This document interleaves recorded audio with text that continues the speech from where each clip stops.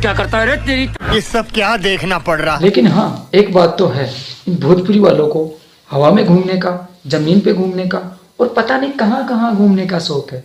अब आप इस वीडियो को देख लो।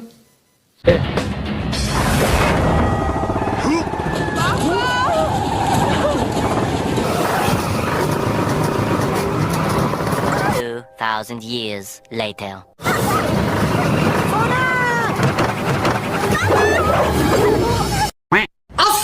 अरे पवन भाई, कब तक घूमोगे? हाँ, इतनी ताकत आई कहाँ से?